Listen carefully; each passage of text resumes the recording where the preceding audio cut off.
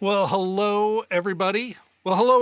And welcome to another episode of Jim and Rob Overanalyze Movies, the live video podcast for people who love to talk about movies, who are looking for a deeper conversation about the films we watch today. And today, I think we've got another great show for you. We are going to be, well, let's get into it.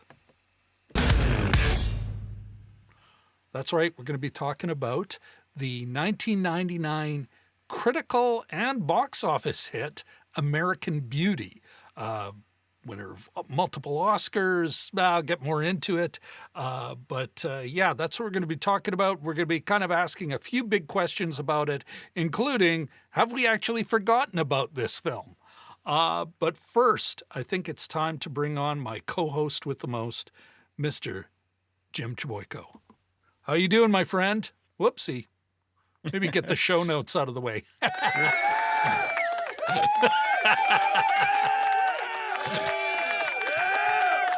my... Love them jazz hands. My bait and switch. A little bit of screen magic. Artie, how you doing? Good, great. Excellent. Yeah, and a little bit of sun after a couple drizzly days, but otherwise looking good. And you just got back from a trip. Yeah, I went to the land of 10,000 dances, or whatever they call it, 10,000 lakes, Minnesota. I don't think it's dances. No, I don't believe so. I went to the Eagles That would be Hall. a lot of different dances. Yeah. There was a big rock group at the Eagles Hall in Grand Rapids doing Beastie Boys rock versions. There wasn't much dancing going on there. But anyway, came back from Minnesota. I was on a little wildlife trip, and Very cool. Yeah, owl hunting and that kind of thing. Not literal hunting, but got DMG Dragon Movie Guy in the chat. Let's here's an air horn for you, and a few other folks watching. Feel free to chime in on the chat, or if you just want to lurk, totally understand that as well. I will, though, then take this opportunity to shamelessly ask you for a like, a subscribe, and perhaps a ringy dingy of that bell. All right. With that out of the way, Jim, I'm gonna get the show on the road. Sounds good. We could get my show notes actually in front of me. All right. Yeah, that's right. We are talking about American Beauty, ostensibly about a sexually frustrated suburban father having a midlife crisis after becoming infatuated with his daughter's best friend. Infatuated. Folks, American Beauty was universally praised when it was released in 1999. Plaudits like the cast ensemble could not be better, and that Spacey was at his wittiest and most agile to date. Famed critic Janet Maslin felt that Sam Mendes directed with terrific visual flair, saying his minimalist style minimalist. I'm not sure I would use that word with this movie, but you know what? Saying his minimalist style balanced the mordant and bright, and that he evoked the delicate, eroticized power-playing vignettes of his theater work. That said, it went through a bit of a, let's say, a critical reassessment or perhaps a backlash after 9/11. With Premiere Magazine declaring in 2005 that American Beauty was one of the 20 most overrated movies of all time. Harsh. Since then, it has seemed to at least me, and except in memes and parodies, American Beauty has faded into the mists of films past, destined to be forgotten. Jim, before we start answering some of those big questions, and once again, get the get the show notes out of the way, let me ask you this. Is American Beauty, for you, now that you've re-seen it, is it a see it or a skip it? I'd say a skip it, probably. Not a Really? strong one. Yeah. But a pass. Wow. Yeah, I should be more. I'm turning into a movie apologist on our project here, and it's making me rethink some of my decisions. But I wasn't that big a fan of it when it first came out. Not to be a contrarian or anything, but we'll get into it later. But yeah, I don't think it's necessary viewing anymore. Maybe it would have been back in the day, but your initial feelings were only confirmed upon. yeah, kind of. That's like I cool. say, not every movie is, one movie is usually a complete write-off. Yeah. So there's stuff to enjoy in every movie, but there's other satirical movies or harder edged movies, you can watch instead of this one. Myself, I'm again you on this one, Jim. Not a big again you, but I am again you. Watching this again, I was like, I was more impressed than maybe I was back then. Although back in 99, I may have been kind of a contrarian on it. Now I'm, trying to give the film its due, be present to it. And I'm like, yeah, there's something going on here, buddy. Mendes has something to say. It is, I would, not to question an eminence like Janet Maslin, but I'm like, minimalist.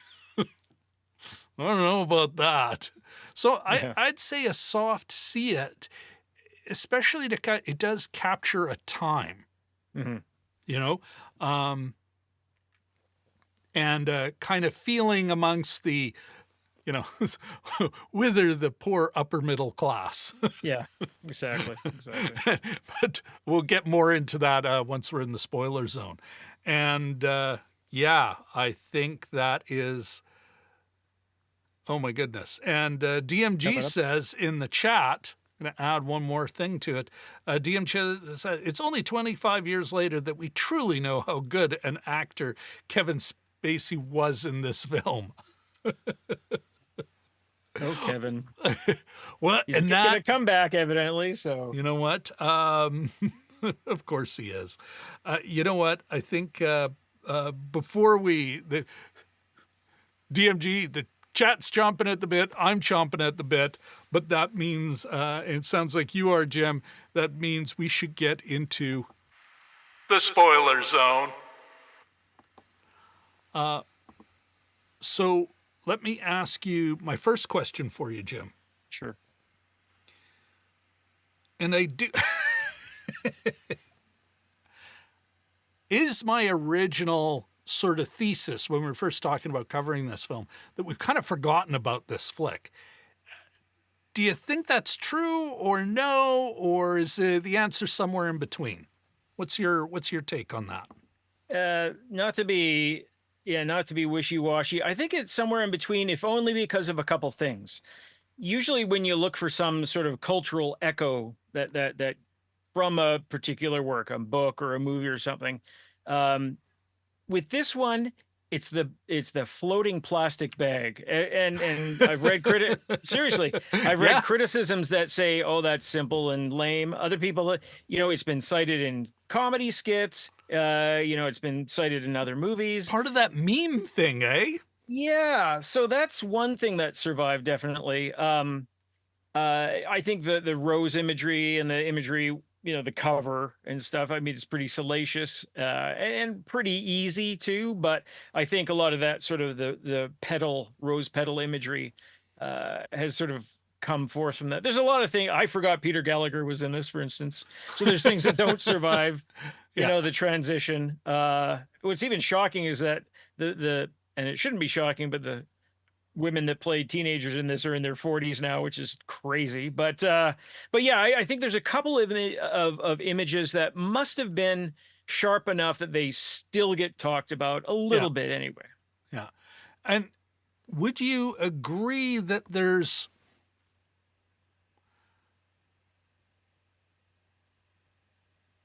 something to be said for a film, even if it's only remembered in parody Hmm. or well, is it parody or is it a satirical take on the satire? Yeah. Uh, let's say parody, kind of a it's punchy. These things are punching at it. It's the Hmm. butt of a joke. But there is something to be said for its weight, given that even 20 plus years later, you can still see the gag.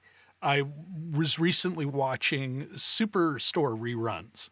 Oh yeah. And in the first episode or second episode, Jonah's doing a pretentious thing with the bag. Look, the beauty of the everyday. Yeah. Yeah. Great show. to, to which America Ferrera's character say, "Yeah, sure." Yeah. Which you could almost bundle in as a sort of the two positions on the film.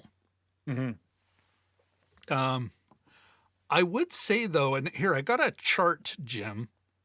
Like this is a weird one because it's kind of forgotten, but I don't think it's like the King's Speech where it's just sort of in a hazy sort of perfectly fine. Yeah. This one generates feelings, but it's still. And here's the interest over Oh yeah. time. Guess which one? Guess of all these colors. Here, let me. We got blue. We got red. We got orange, green, and then purple, the big one there. I was blown away. I mean, the action this gets is about the same, Jim, as Notting Hill. The Sixth Oh yeah. Sense gets about the same, maybe a little more. These are all films that were released in the same year. Okay. Eyes Wide Shut, which gets a lot of action in, let's say, the film geek space, not as much Yeah. in the general, let's say, I mean, as good as firm an indicator as Google Trends is, but it's still one thing that we can Hmm. kind of glom onto, one objective measure, or semi-objective measure. But the one that beats them all, the Green Mile, No. and that Yeah. that kind of blew my mind. It's like, Hmm. wow, Green Mile, really? Like, and I mean, not a bad film. No. It's, a 3 hour film that that held people's attention.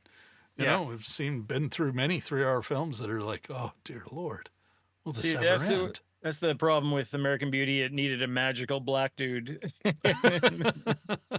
in it, but Oh, we got somebody new in the chat though, Jim. Quickly, I want to say hello. Ah, Great Grebo.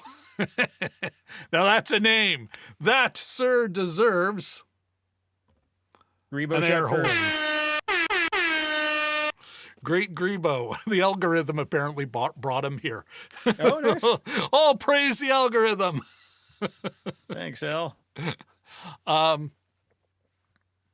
Yeah, I'm kind of caught. I think it has it to a degree it has been maybe not forgotten, but it's definitely not for something that got so much praise.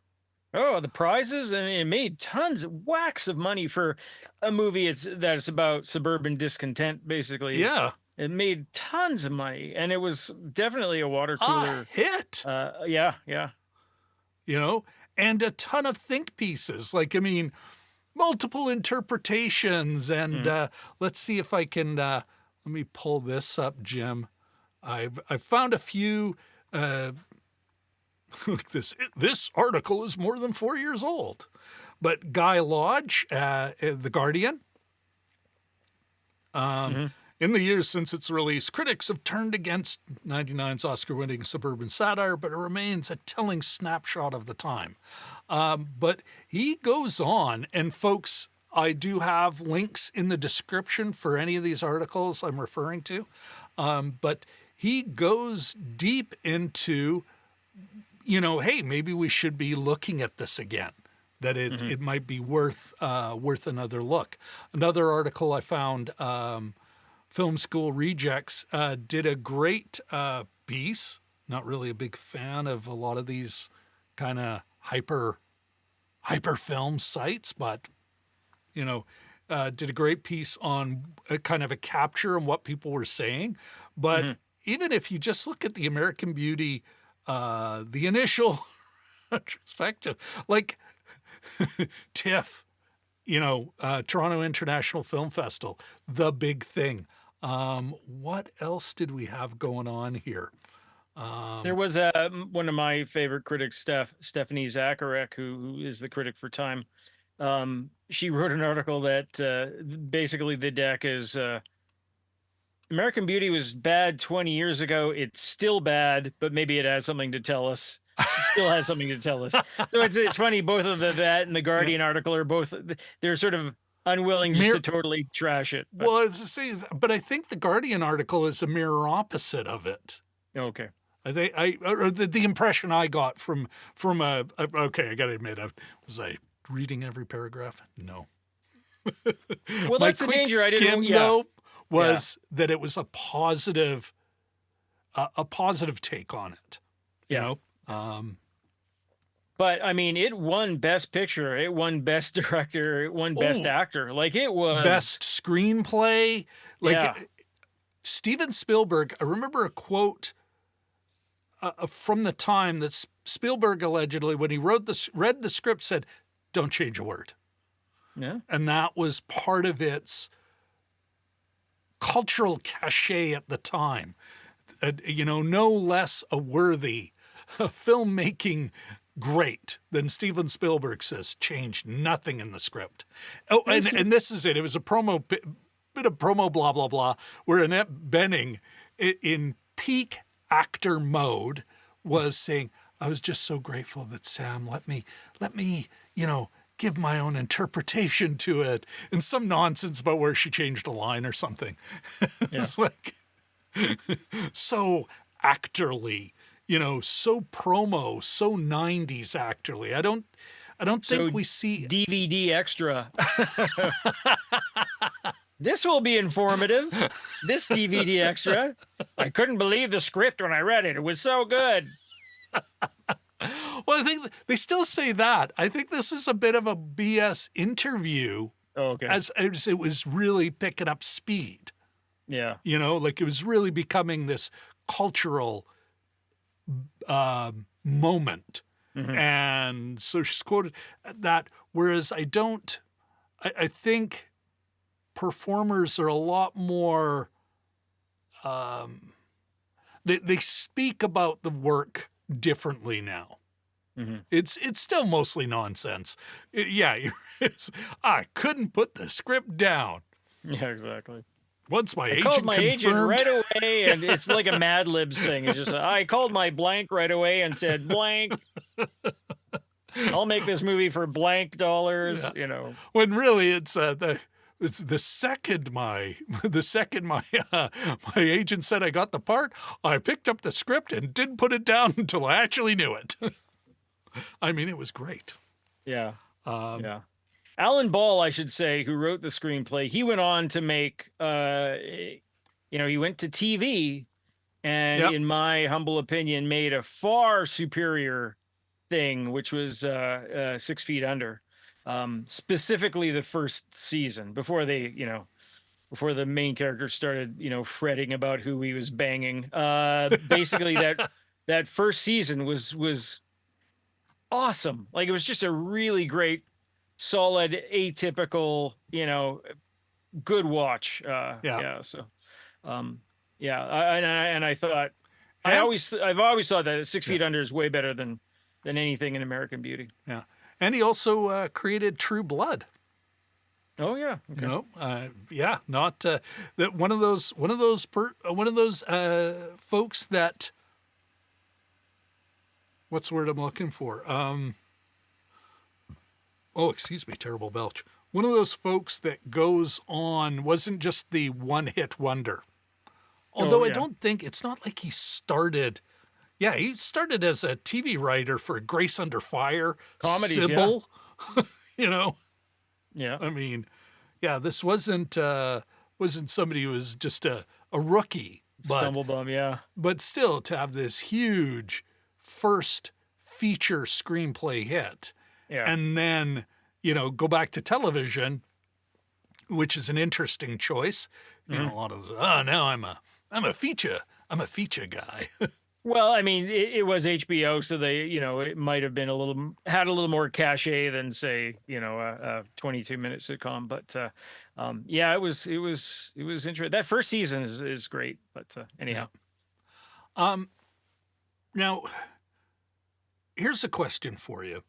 sure. And for the chat, and I will circle to the chat, folks. Give me a bit. But Jim, for you, is part of the reason if we've forgotten about it, Hmm. is part of the reason we've forgotten about this flick because it is, how do I put this? Or part of the reason we still remember it at all is it was Kevin Spacey's one of his biggest roles. Yeah. Although he had already done, I think he'd already done The Usual Suspects. Like it wasn't like he was Yeah. a nobody, No. but I think it was on his ascension, yeah, there. yeah, but definitely his biggest critical hit Hmm. to date. And one of the reasons we remember the movie now at all is every time he's in the news for being, well, that's, dare I say, a piece of douchebag.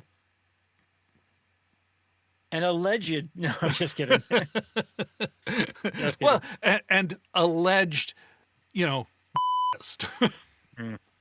I'll beep that out because, I don't know. I'm beeping Yeah. it out.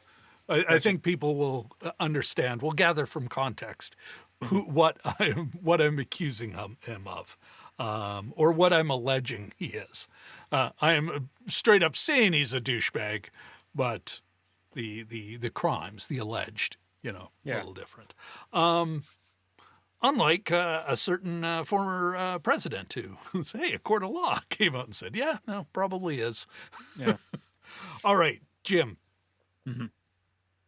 Yeah, what do you think of that though? Is the reason we remember this movie at all have a lot to do or some to do or nothing to do with the fact that Kevin Spacey is, when he's in the news, what do they Yeah. got to do? They got to rattle off those credits. What do you think? Well, and he's kind of they try towards the end of the movie, they try to make him the good guy, but all along he's lusting after this high school student. So I mean, there's a parallel there to the actor in his real life. I think the end of the '90s, he was pretty prominent. You know, Seven, uh, Bad Guy in Seven, Usual Suspects, this one, and he'd been working his way steadily up. So I think, you know, he's kind of time stamped right at the end of that decade. But is he the only reason why we think of this? You know, it was a, you know, Annette Bening as well was sort of having her Maybe not. moment at the time. Oh, I Maybe can't hear you. not the only one, Yeah, yeah, but a big one, yeah, you know. yeah. I mean, that is a good question. I think it just, I think there's a lot of things working in its favor at the time. I think people, I never, okay. My problem with it, it was that it was sort of low hanging fruit. They set up these folks for the Yeah. fall, and sometimes it's a little, it should be a little trickier. I think you maybe have to root for somebody a little more before you realize that they're going to be a Oh, victim of the screenwriter, right? yeah. I Uh, don't, and but that and wasn't the question I'm asking. yeah, but I'm sort of thinking aloud here. Yeah, maybe his weight on this has something to do with that, You but know. Sam Mendes too was coming up, and Yeah. well, I mean, he'd been But doing that's work back for years. then. I'm Yeah, talking yeah. about why we remember it all Oh, now. why remember it all That now? why do we Yeah, remember it now? Is it because because when he comes up now, they yeah, rattle off not just the accusations, but known for, yeah, yeah. you know. Yeah, it could be. You know, the shadow, right? There's a heaviness to his Yeah. shadow, and I think uh, and I think, you know, I was thinking about this earlier today. We'd been talking about, when looking back at these movies, we talk about things like the Shawshank Redemption. Well, say Tim Robbins had uh, done what Kevin Spacey's alleged to, you know, that either alleged to have done or had done. Yeah. Um, you know, would we feel the same about the Shawshank Redemption? Right? I don't think so. So it's Oh, harder to sort of say, yeah. I you know, guess I keep coming back to this, Jim. It's not so much I'm not talking about did his behavior change your opinion. yeah, I'm saying, I guess what I'm arguing is that if he had not have been accused of he hadn't become this controversial figure, mhm. trying to separate Great Grebo in the, I love that name. G squared in the so Great Grebo now, just like Dragon Movie Guy, he gets a shortening from me. G squared, Great Grebo in the chat, says, regardless of what he's accused of, but he's kind of this weird heat score, but that actually Yeah. attracts attention to the Oh, film that otherwise wouldn't be there. yeah. You That know, if again his name comes up, they rattle off the list of shame, but then they also go, oh, known for this, known for mhm. that, and because just as I don't think this movie, although I got to admit at times it's a little uncomfortable in the rewatch where it's like, oh, I know what you've been accused of, and Mhm. now we're a child is involved, and but yeah, there's no tax on the usual suspects. There's no tax on any of these. Again, if it Yeah. comes up, then the movie comes up.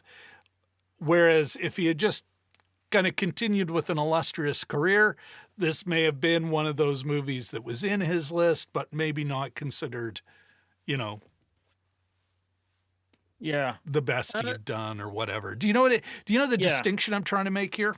Yeah. Yeah. That's a tricky one. I'll offer this. Um, when you suggested looking at this movie, I started looking around for it, and I think there. I wonder if there's a backstory to this. It was not easy to find. Like, none of the major streamers are carrying Yeah. it. Hoopla's not carrying it for free.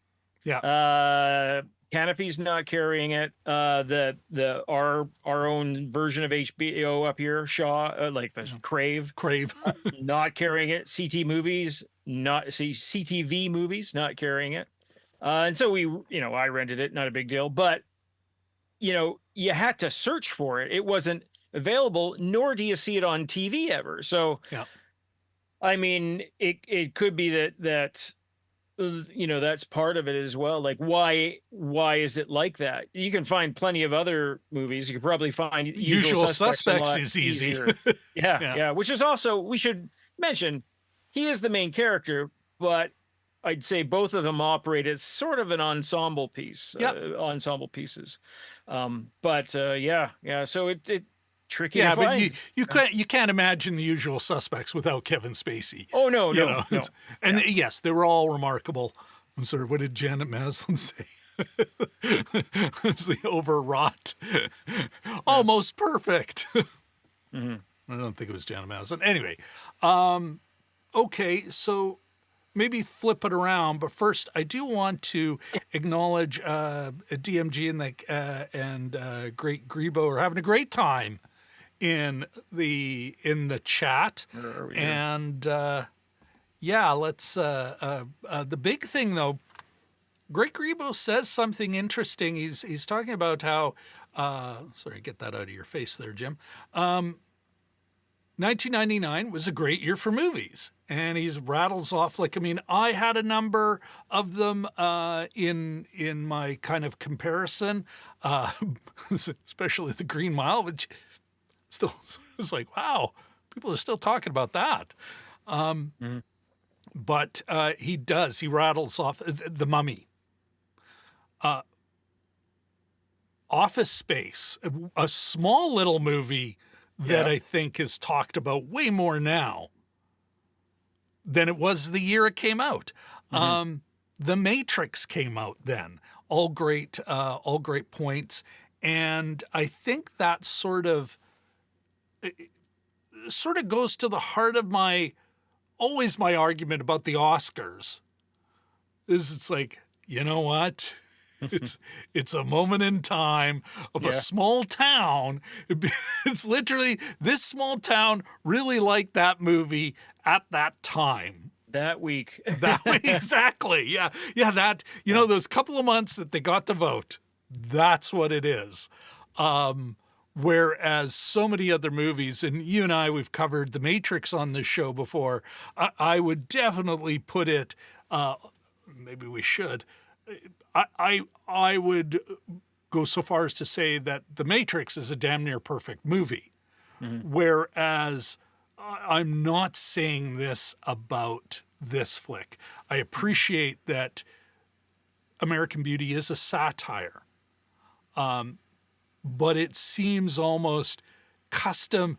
Like at times it's like, oh, really? It's a little much. Little. How are you putting it before, Jim, about setting up the characters to fail? Or Yeah, a bit of, and I thought at the time too, it was kind of low hanging fruit. Yes. These were kind of easy marks, and you have that hardcore military guy, Chris Cooper, the Mr. Fitz, Frank Fitz, I think was his name, living next door. Of course he's a Marine, and of course he's tough, and of course he's got nothing. He appears to have no job other than saying he's a Marine, because he just hangs around the house and spies on his son all the time. But they're setting him up for the fall, and look at this, turns out to have, he hates the gay guys, but he turns out to have homosexual tendencies himself. Yeah. Whoa, what and it just, Chris Cooper, don't get me wrong, love him. He's an actor's actor.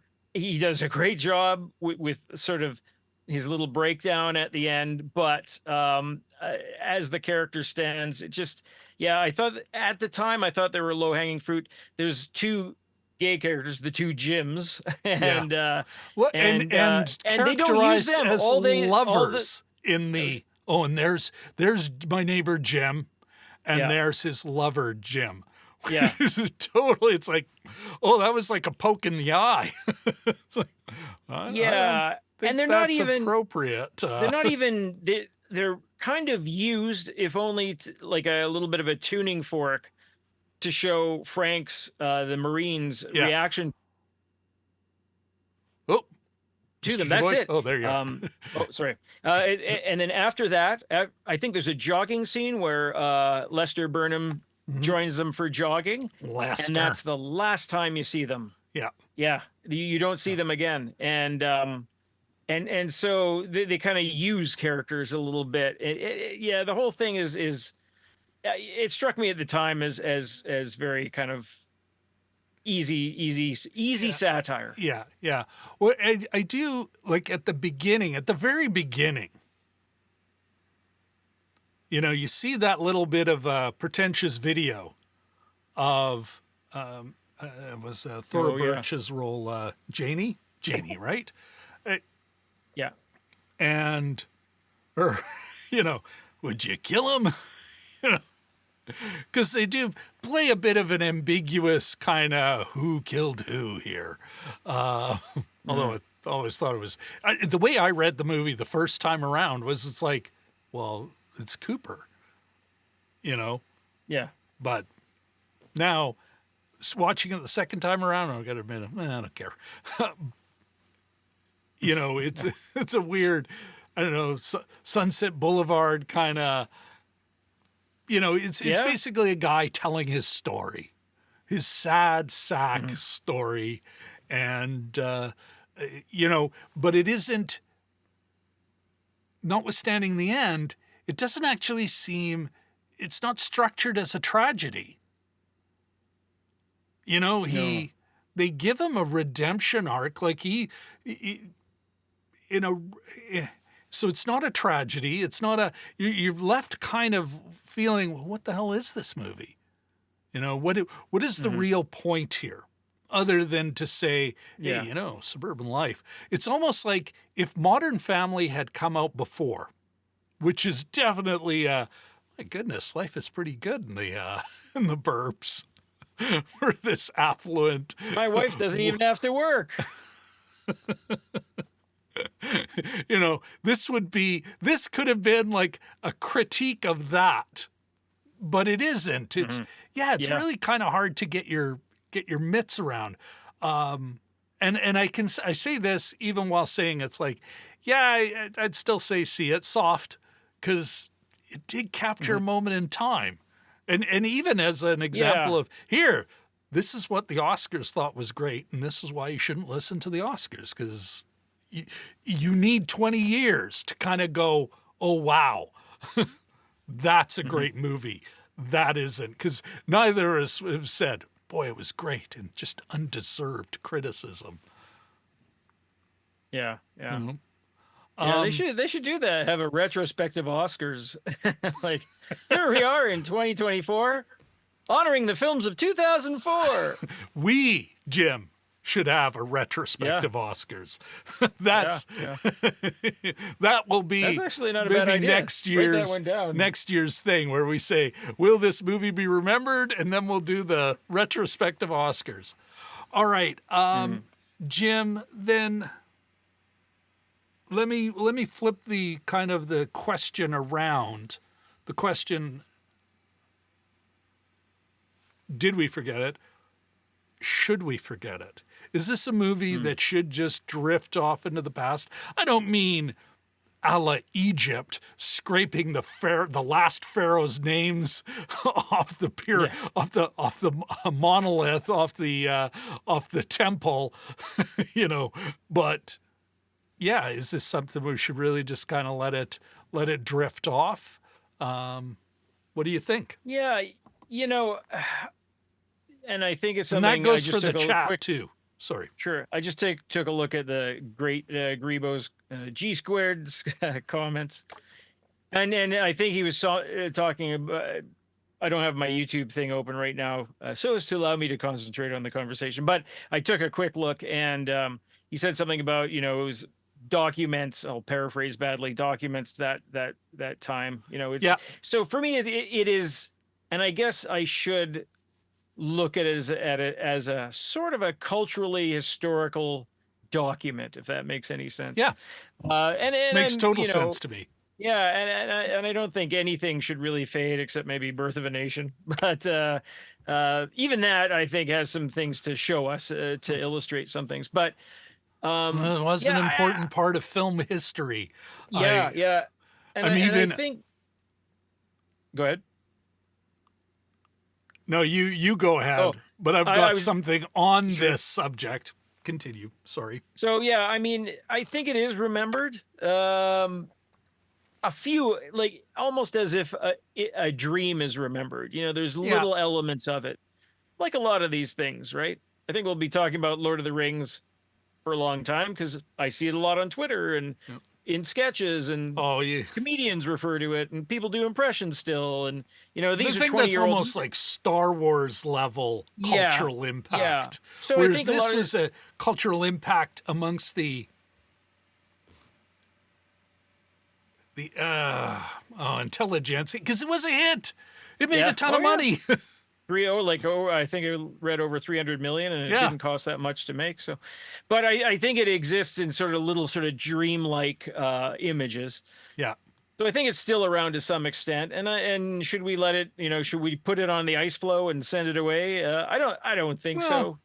yeah. I didn't dislike the idea of seeing it again. I remember that I didn't love it, but I didn't Yeah. go, oh, I can't believe we have to watch American Beauty. I thought, okay, well, let's take a crack at this Yeah. and see if anything's changed. It might be refreshing. And there's always something to, I remember at the time thinking, oh, this Wes Bentley kid has something. I bet, I wonder if what he'll do. And he plays criminals for the next 25 years, but they were bad guys. Isn't he like a Yeah. bad guy in the Yeah. Hunger Yeah. He Games? plays he played kind of he was also in Interstellar, one of the scientist who first Oh, dies on the yeah, water yeah, planet, if memory serves. yeah.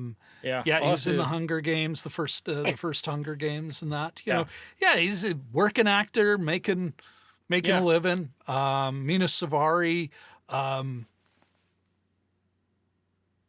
also working actor, making a Hmm. living. Hmm. Thora Birch, not sure about her. I didn't a chance to kind of dig into that. Of course, the big Annette Bening is still making movies. Even Nyad still getting nominated yeah, for Oscars. yeah, yeah. Um, all right. I sort of appreciated her a little more. She's still a bit of a caricature, but if you watch her body language and stuff, her legs are almost never straight. They're always sort of crooked, and like Yeah, she's doing a thing. she Like she's she got some ideas in she this role. crafted a role. Yeah, Like yeah, they all did. They all kind of the only ones who, let's say, I think you have to feel bad for, say, Mina Savari and to a lesser extent Thora Birch, but definitely Mina Savari. In her first few roles, I was looking at her IMDb page, and it's like, wow, it was all. I think Evan Rachel Wood put it best, where it's like, yeah, there was a lot of pressure on her when she was 17, 18 to do, and even I think 16, like, I mean, she was a young woman when she first broke in, be an adult and do these, which really means sexualized, not yeah. be an adult role, but a sexualized role. Mhm. And it reminds me of, so it's this weird kind of sexualization of her early in her career, and it didn't seem to pay off afterwards. It's one of those Mm. things where it's like, it because it's also an invitation to every piece of shit creep in LA to go, oh, you're a grown up, and it's like, Yeah, even though in the film it sort of does explore that, about how the girl's like, I'm not what I've been telling people, I'm a yeah, girl. yeah, Um, you know, but yeah, it then it also kind of has a feeling of, do you remember Exotica, Canadian film? You yeah. know, Me, Mia Kirshner yes, yeah. and Bruce Greenwood, And it's I our think buddy. early 90s. Uh, Adam McGowan yes, directed yes. it. Thank you. Yeah. his spouse. Arsene Yeah, Kanjian. yes. She played an important role in that, and then yeah, it's kind of this weird sort of let's explore this a much older man, these very young women, and it's underage women, where it's like a weird kind of sympathetic view of what you know. It's like I am not comfortable with this. I wasn't comfortable at 99. I Yeah. am less now. Mm, Like Jesus, buddy. yeah. Oh well. Uh, at Yeah. this point, I'll make an announcement. Next week, we take a look at Blame It on Rio, wherein Michael Caine sleeps with a teenager. You know what? We're going to take a more of the fun side of It's hilarious. pederasty. It's comedy my gosh. gold. Well, mind you, though, you know what? We have, I think this, I have argued on this show before, Jim, that in some ways the 70s, and I think Caddyshack was a great example of that. For the first time, I'm like, wow, they have a better relationship with sex than most films now do. It's, they're young people having sex with each other, not some creepy old man. It just seems a little more fun as well. Like, A creepy old man who seems to be the exact same age as the filmmaker. I wonder. Oh, you deserve No. you deserve one of those for that, Jim. But yeah, that said, you look at some just advertising from the 70s and just how just downright creepy, like really just disturbing it was. And that mainstream magazine ads, with tweens, like it just creepy as. Yeah. So yes, the change, and we can see it in this film, and it gets better. Because I got to admit, I wrote down, Jim, I'm like, you know what? If this film, this is what I did. I was like halfway through, I'm like, oh my goodness.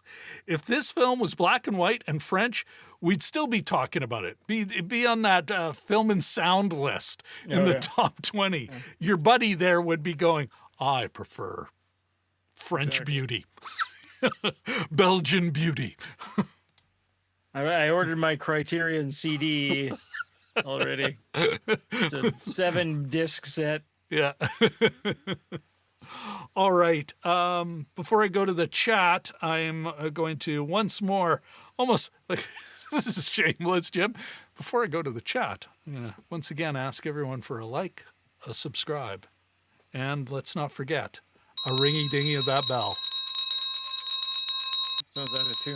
Anyway, I gotta tune the bell. Is that a thing? But we're also, I think the last question we should be asking ourselves here about this flick is, I think we've both answered it. Yeah, it was a little overrated. But how can you? Even Sam Mendes went, yeah, no, it was crazy. Like a few years later, when it was getting this critical backlash, there were people kind of going, or he was going, yeah, no, it was nuts. Nothing can survive going to that height, Yeah. But what do you think the long-term prognosis is? Will this film just continue its slow slide into maybe not irrelevance, but Into historical document. thank you. Yes, historical document. Yeah. There's a question for you, but think about that. Sure. I do want to take a look at see what's going on here, Jim. We should take another look at the chat. Our good friends here. Let's bring it out here. My goodness, DMG and Great Grebo, DMG and G Squared been going on. Great Grebo, the Oscars. Yeah. Oh. but something he said, you know what, Kevin Spacey in Midnight in the Garden of Good and Evil. Oh Do yeah, you it's been a remember that? while. I Yeah. liked it. Memory Mhm. serves, if I'm remembering it correctly. I enjoyed that flick. Um, Greg Grebo also says G squared says it seems to be low key shadow banned. I I'm wondering. There's just so many movies that are hard to find, but part of that is they just have no cultural cachet anymore. Yeah. You know, they just don't have the weight. So is it so much shadow banning, or is it just the streamers going, yeah, no one cares about that. You know, if we're gonna even bother populating it all our servers, we're gonna get paid for it. Because again, you know, his other films would have been flattened as well. Although I got to admit, I suspect the accountants could probably, you know, kind of dig in and go, "Oh yeah, no, every huge scandal, this is how these movies take a hit," you know. But that'd be Mhm. an interesting bit of research to go there. DMG says the Midnight in the Garden of Good and Evil was found in the edit. That's an interesting note. Oh, now they're talking about the Corruptor with Chow Yun Fat. My Oh my goodness, gosh. I haven't heard that name in a long time. Yeah. The Corruptor. I don't know that one. Oh, this is.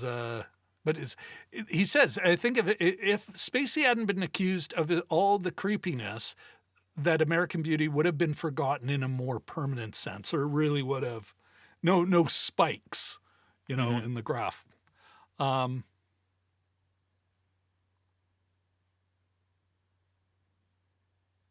yeah, Spacey has tainted its legacy. Thora Birch, Ghost World. Yes. Little older, a little cooler. Yeah. Yeah, there She you had a go. few Thank you. moments there. Ah, Greg Grebo, American Pie kind of cursed her. Uh, then Harold and Maude. Holy crap. You got them all there, Greg Grebo. Um, all right, Jim, let's get back to the question I was asking. Let me get that out of the way. Swipe. Hey, it'd be like a transition. I should be Yeah. using that as a Did you transition. get the what the Tom Cruise Minority Report Yeah. gloves? Right? um, where was I? Oh, okay. What's the long term prognosis? I think to infer from G squared in the chat there that it'll still be kind of remembered because of Spacey, but Yeah. not in a good way. But what do you think in 2030?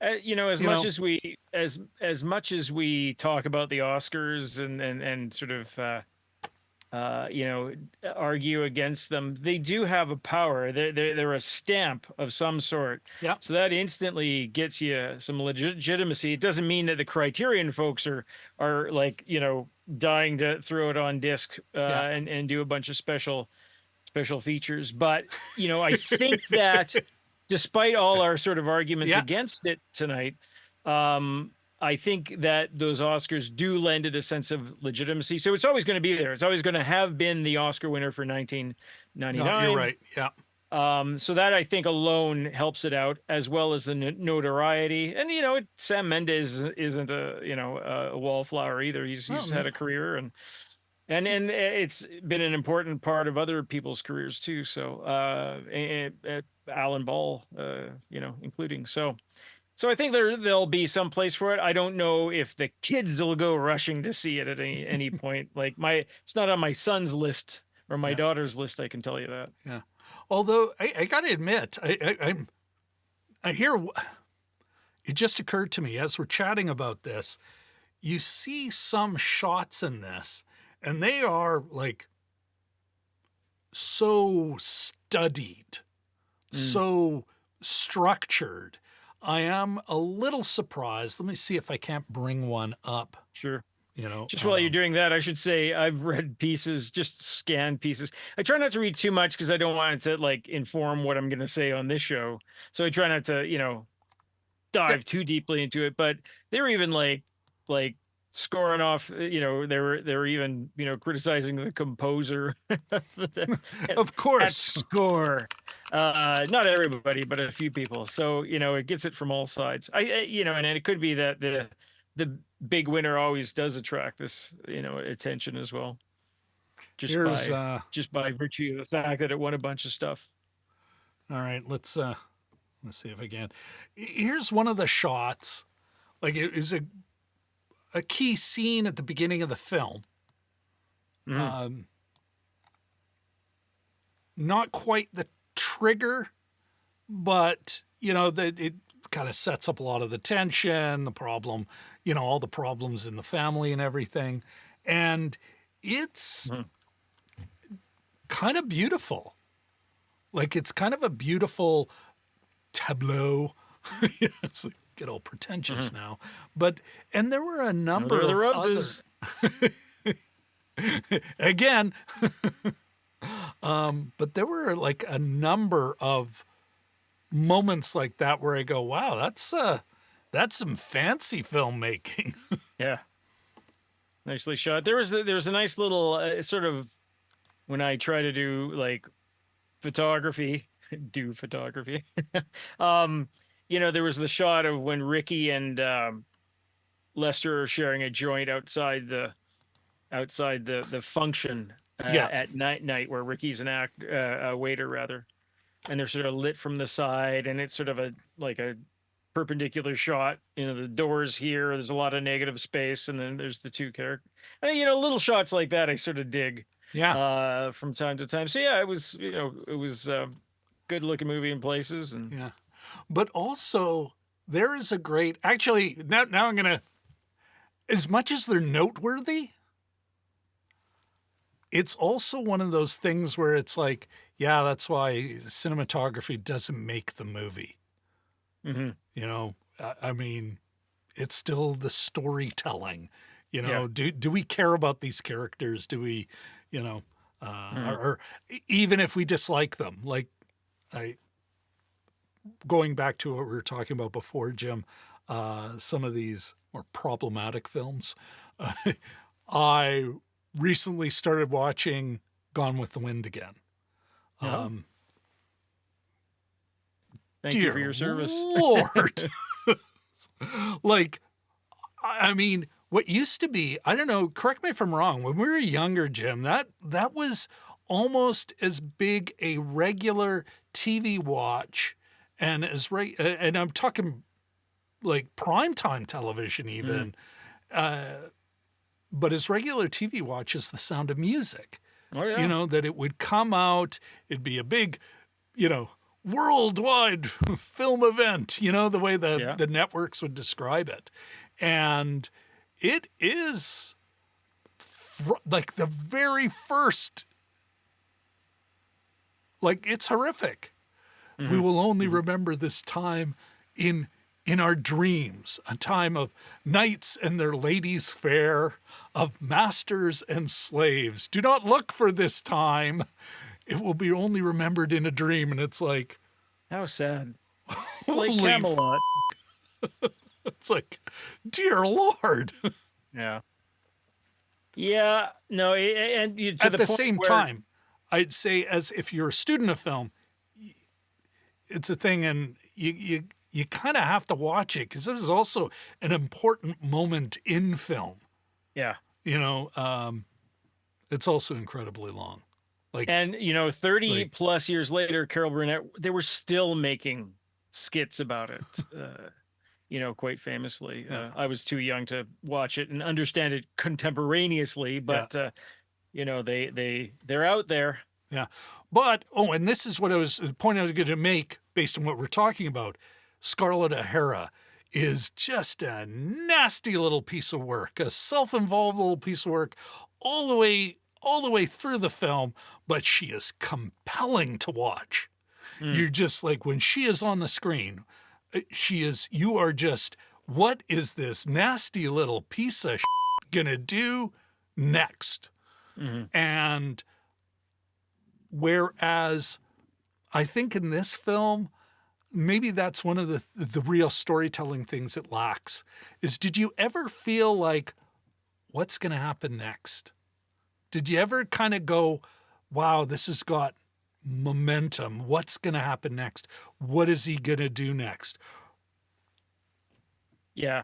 Can I tell you my favorite parts of the film is when Lester quits his job, or sort of quits slash gets fired, and goes to work at the burger joint Yeah. and gets himself a car, and sort of just starts saying no to things that he would say yes to in the Starts past. to do things. And I started to get excited for this. Yeah. I'm like, okay, now here's a movie I want to watch. And they did that for about 20 minutes. Yeah. And then they dropped it. And then, there's other elements to this as well.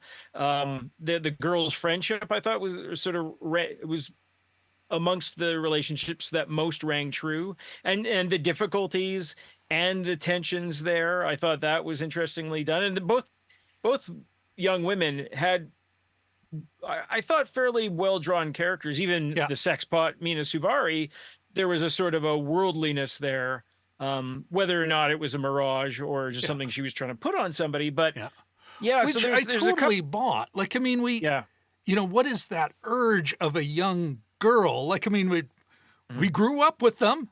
And what did they seem to want to do? Look older, be older, more mature, like all that stuff. So I think the Mina Savari's character was her, Ms. Hale. Can't remember Angela. first. Thank you, Angela. I buy most of it, because it's like, I went to school with that woman, and I went to school with the moody one beside her. Actually, we were all pretty moody. Yeah. Oh yeah. Moody teenager. Yeah. Teenager in a city with winter for 6 months a year. What? Pissed off most of the time. Yeah. But so there's some elements that I was like, oh, I'm getting into this, and then it didn't last that long. So that's the sort of one of the disappointments, because I thought that was the gist of it. Like and he started getting happier, and he started getting a little bit mischievous. That was fun. That's a movie right there, that sweet spot. And I sort of wish they could have carried that off. Again, things start to, like, a character starts to change the environment, starts to act. Yeah. But then, kind of runs out of gas. That's exciting. And then further to that, we never really got a sense of who they were. They tried it a little bit, and they staring at the family photo, which is pretty easy movie shorthand. Yeah. And I really didn't get a sense that they'd been together for, the previous 20 years. But anyhow. Yeah, so sort of incomplete in places as well. Speaking of Greg Grebo says in the chat, I always think about Carol Burnett putting on the drapes, and that's what made him actually watch Gone with the Wind. He was not impressed with it when he watched it. Yes, All right, folks. I think it's time to get into final thoughts. Jim, sure. Anything else you want to add? I have one entertaining note. Yeah, I'm just looking at my notes here, and I think we covered most of them. I'd say the ending being sort of convoluted, with the sort of mirage-y kind of hinting that there was a big blowjob going on. I think that was sort of I always thought that was a little bit too far. A lot of this, the other aspect of it is not a lot of it rang true. I've worked on magazines. I couldn't afford a house like that, and he's in especially if subscriptions.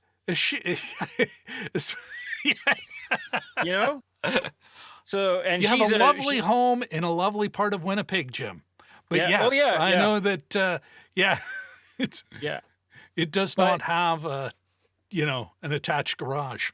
There were certain elements to it that didn't, like he's working in sales. She's starting out in retail as a real estate agent, and it hasn't arrived yet, but anyway. those are quibbles, but Yeah. yeah, I enjoyed watching again. It's always fun going back to watch another movie. I can't necessarily recommend it because I know there's better movies out there. So and I need to Yeah. get meaner. I need to get meaner, I think. So Well, that's my I certainly I'm glad we picked this flick. yeah. No, it was a good watch. You know, and yeah, it also, not to say, it's almost like, Jim, I feel like I'm starting to turn this series into, all right, let's mean on for the Oscar winner of, Who else and has that defied isn't, me? yeah, exactly. That isn't the point of it.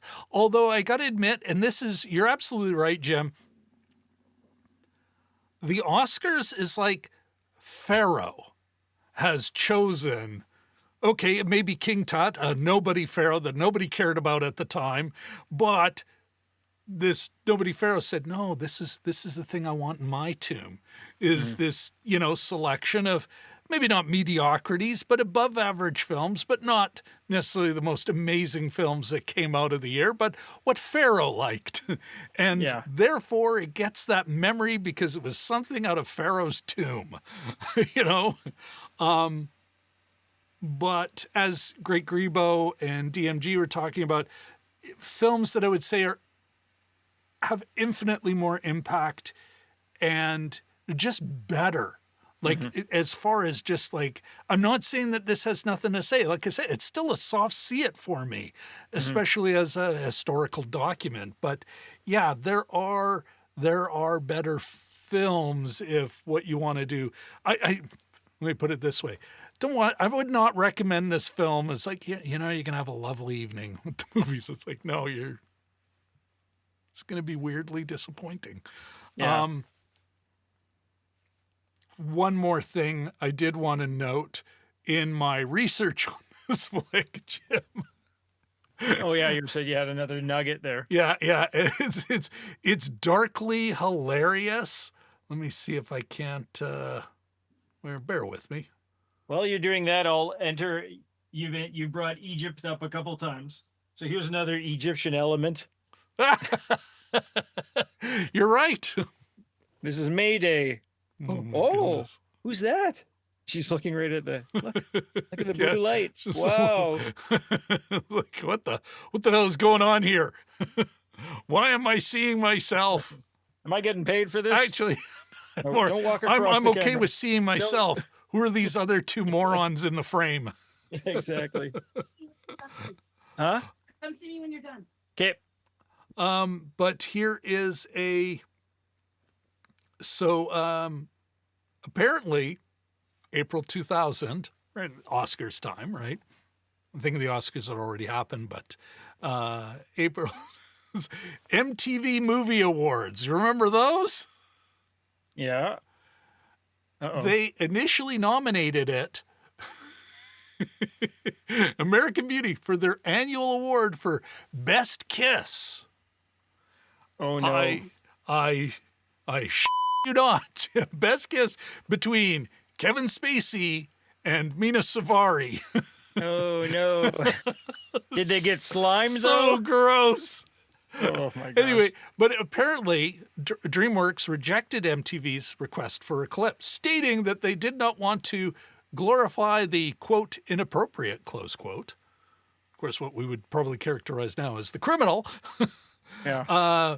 Did not want to glorify the inappropriate kiss between the characters, a 42-year-old man and a 16-year-old girl. MTV rescinded the film's nomination afterwards. That's fun. In what world would, like, you got to, like, executives got in a meeting, drinking coffee or maybe doing something else, whatever, and then went, that's a good idea, sent it up the flagpole. Other executives went, that's a great idea, totally, make us edgy. Yeah.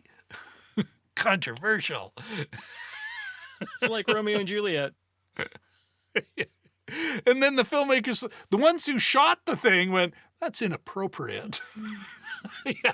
You guys know what this is about, right? Yeah. Did you watch the movie? I don't mean scanning through the parts, you perverts. and I found that very entertaining. All right, That's awesome. everyone. Folks, once again, thank you all very much. Great thank you to Great Grebo. Glad I hope the algorithm steered you right and true. Thanks for sticking around. Thanks for contributing. Of course, DMG, great friend of the chat. Go subscribe to him at Dragon Movie Guy. Friend of the channel, friend of the show. Great film YouTuber himself, even though we rarely agree. And by we, I mean myself and Dragon Movie Guy. But that's what's important. Gotta stir the pot. Gotta hear some other ideas. All right, and I think that's about it. Down See you, below, folks. like, subscribe, all that nonsense.